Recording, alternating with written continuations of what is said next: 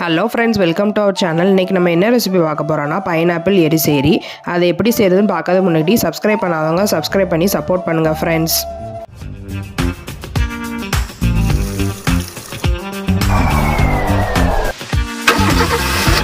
நான் ஒரு பைனாப்பிளில் பாதி பைனாப்பிள் தான் எடுத்திருக்கேன்.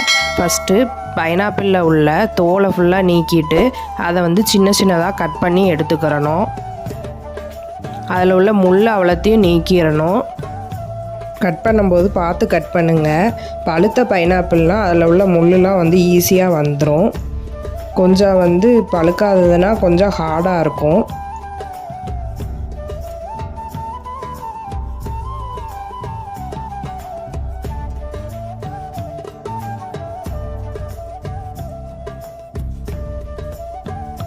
அன்னாச்சி பழத்தை நான் தோலெல்லாம் நீக்கிட்டு சின்ன சின்னதாக கட் பண்ணி எடுத்துக்கிட்டேன். இப்போ எப்படி செய்யுதுன்னு பார்த்துக்கலாம். ஒரு கடாய் எடுத்து அதில் அன்னாச்சி பழத்தை சேர்த்துக்கிட்டேன். அதில் தேவையான அளவு உப்பும் 1/4 டீஸ்பூன் மஞ்சள் பொடியும் சேர்த்து தண்ணி ஊற்றி அதை ஃபஸ்ட்டு வேக வச்சுக்கிறணும்.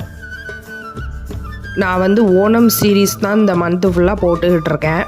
இது வரைக்கும் நான் 9 ரெசிபீஸ் போட்டிருக்கேன். அதெல்லாம் பார்க்காதவங்க மறக்காமல் பாருங்கள் ஃப்ரெண்ட்ஸ்.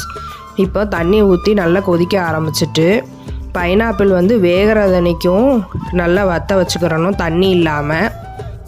இது வேகட்டும். நம்ம எப்படி அரைக்கிறதுன்னு பார்த்துக்கலாம். நான் அரைமுறி தேங்காய் எடுத்திருக்கேன், 1/4 டீஸ்பூன் ஜீரகம், ஒரு மிளகாய் எடுத்திருக்கேன். இதை ஃபுல்லாக அரைச்சிக்கிறணும். அரைச்சி நான் இப்போ பைனாப்பிள் வெந்துட்டு அதனால் நான் சேர்த்து கலந்துக்கிறேன்.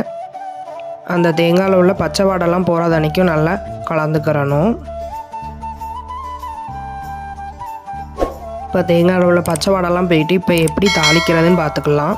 ஒரு பேன் எடுத்து அதில் தேங்காய் எண்ணெய் சேர்த்துக்கிறேன். கடுகு உளுந்த பருப்பு சேர்த்துக்கிறணும்.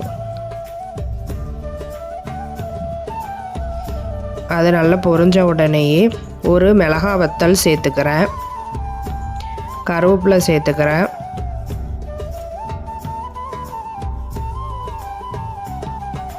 இப்போ நமக்கு தாளிப்பு ரெடி ஆகிட்டு அதை அதில் சேர்த்துடலாம்.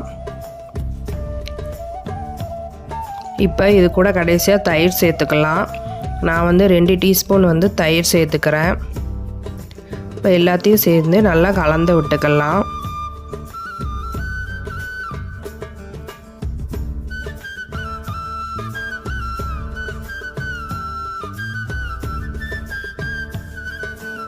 இப்போ நமக்கு பைனாப்பிள் எரிசேரி ரெடி ஆகிட்டு, இதே மாதிரி நீங்களும் ட்ரை பண்ணி பார்த்துட்டு மறக்காமல் கீழே கமெண்ட் பண்ணுங்கள் ஃப்ரெண்ட்ஸ்.